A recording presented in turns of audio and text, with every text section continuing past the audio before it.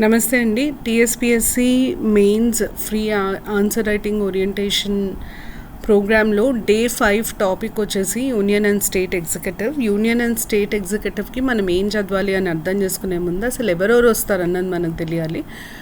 President, governor, vice president, prime minister, chief minister and council of ministers, అంటే PM council of ministers, CM council of ministers, తర్వాత attorney general and advocate general. ఇప్పుడు వీరికి సంబంధించి మనం ఏం చదవాలి? President, గవర్నర్కి సంబంధించి రెండుగా విభజించవచ్చు. ఆఫీస్ ఆఫ్ ప్రెసిడెంట్ ఒకటి, ఆఫీస్ ఆఫ్ గవర్నర్ ఒకటి, తర్వాత powers and functions of president, powers and functions of governor.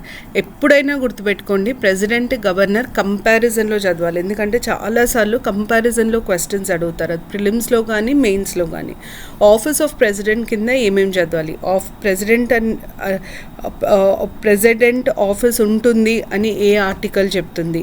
President అవ్వాలంటే క్వాలిఫికేషన్స్ ఏంటి, కండిషన్స్ ఏంటి, ప్రెసిడెన్షియల్ ఎలక్షన్స్ ఎట్లా జరుగుతాయి, దాని తర్వాత ప్రెసిడెంట్కి ఉండే పవర్స్ ఏంటి, 53 ప్రకారం ప్రెసిడెంట్ ఇంపార్టెన్స్ ఏంటి, దాని తర్వాత ప్రెసిడెంట్ ఆఫీస్ ఎప్పుడు వేకెంట్ అవుతుంది, మళ్ళీ ఎలక్షన్స్ ఎప్పుడు కండక్ట్ చేయొచ్చు, ఎన్నిసార్లు వ్యక్తి ప్రెసిడెంట్ లాగా కంటెస్ట్ చేయొచ్చు, ఇవన్నీ క్వశ్చన్స్ ఇంపార్టెంట్.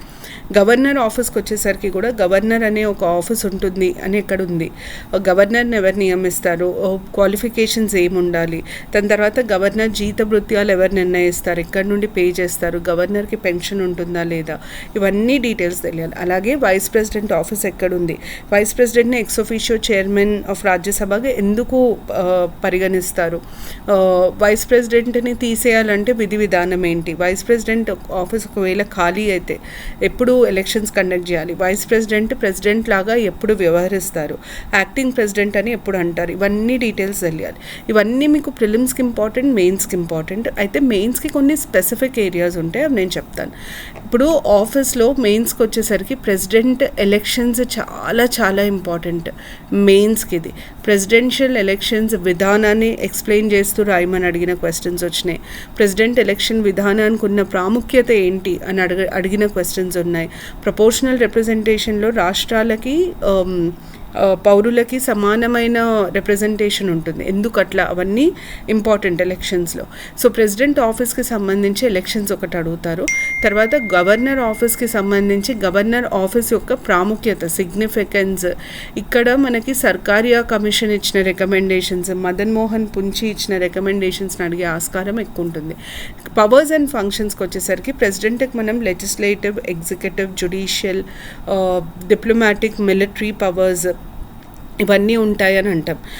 గవర్నర్కి వచ్చేసరికి లెజిస్లేటివ్, ఎగ్జిక్యూటివ్, జ్యుడిషియల్,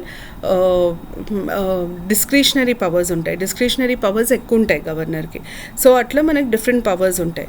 అయితే పవర్స్లో మీకు ఆర్టికల్ నంబర్స్, ఉదాహరణకి వీటో పవర్ ఆర్టికల్ నంబర్ ఎంత, judicial pardoning power article number ఎంత, ordinance making power article number ఎంత, అడ్వైజ్ తీసుకునే పవర్ ఉంటుంది ప్రెసిడెంట్కి సుప్రీంకోర్టు నుండి, అడ్వైజ్ ఏ ఆర్టికల్ కింద తీసుకుంటారు, ఇవన్నీ అడుగుతారు.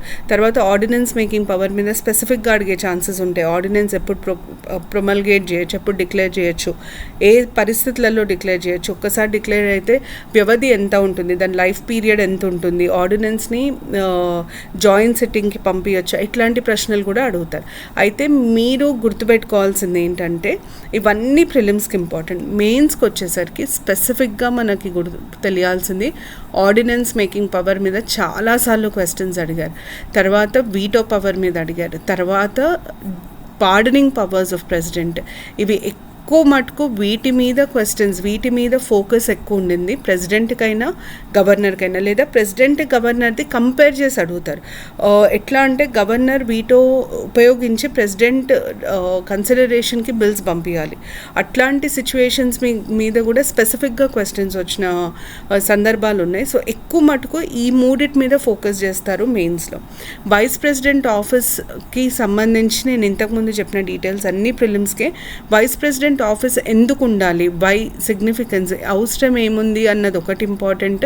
వైస్ ప్రెసిడెంట్ని ఎక్స్ ఒఫిషియో చైర్మన్గా ఎందుకు పరిగణిస్తారు, ఎందుకంటే మన రాజ్యాంగంలో ఒక్క మనిషి 2 పోస్టులు ఆక్యుపై చేయలేరు, కానీ vice president of India, chairman of Rajya Sabha, ఎందుకు ఈ సెటప్ అది అడిగే ఛాన్సెస్ ఎక్కువ ఉంటాయి.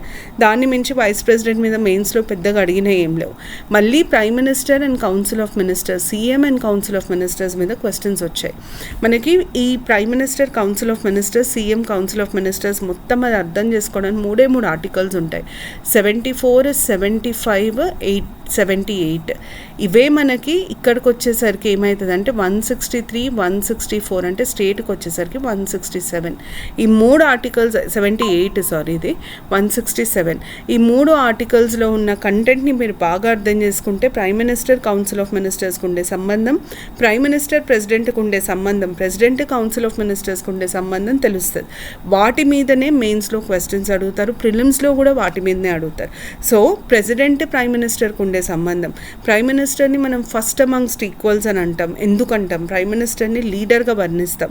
ఎందుకు? కాన్స్టిట్యూషనల్ పొజిషన్ ఏంటి ప్రైమ్ మినిస్టర్ది with respect to council of ministers, with respect to president. ఈ క్వశ్చన్స్ ఎక్కువ అడగడం జరిగింది మెయిన్స్లో. తర్వాత అడ్వకేట్ జనరల్, అటార్నీ జనరల్కి సంబంధించి 2 ఆర్టికల్స్ ఉంటాయి. ఆ 2 ఆర్టికల్స్ ఇంపార్టెంట్. 88 ఒకటి, 167 ఒకటి. ఈ 2 ఆర్టికల్స్ చాలా 167 ఇక్కడ వచ్చింది కదా, 166, 78, 88 ఉంటుంది. 88 అంటే 176 అవుతుంది అడ్వకేట్ జనరల్. సో ఈ 2 ఆర్టికల్స్ చాలా ఇంపార్టెంట్. మీరు కంపల్సరీగా ఇవి చదవాల్సి ఉంటుంది. మీకు అడ్వకేట్ జనరల్ని ఎవరు అపాయింట్ చేస్తారు, ఏం క్వాలిఫికేషన్స్ ఉంటాయి, వాళ్ళ జీతభృత్యాలు ఎవరు డిసైడ్ చేస్తారు, అడ్వకేట్ జనరల్ ప్రైవేట్గా పనిచేయచ్చా లేదా, ఇవన్నీ తెలియాలి. కానీ మెయిన్స్లో మాత్రం అడ్వకేట్ జనరల్ రోల్ ఏంటి, ఇండియన్ పాలిటీలో అడ్వకేట్ జనరల్ ఎందుకు ఉండాలి, అటార్నీ జనరల్ ఎందుకు ఉండాలి అన్నది మాత్రమే అడగడం జరిగింది. So union and state executive మీద మీకు మెయిన్స్కి చాలా బ్రాడ్ బేస్డ్ క్వశ్చన్స్ ఎక్కువ ఉన్నాయి.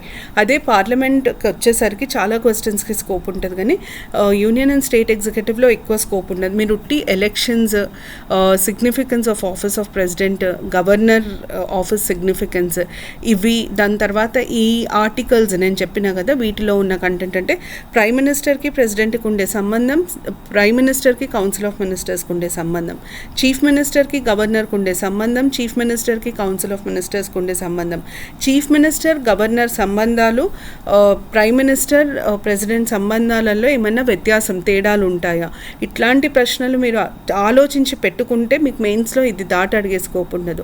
ఇంతవరకే మెయిన్స్లో అడిగారు. సో ఈ పద్ధతిలో మీరు యూనియన్ అండ్ స్టేట్ ఎగ్జిక్యూటివ్ని అప్రోచ్ అవ్వాలి. Thank you.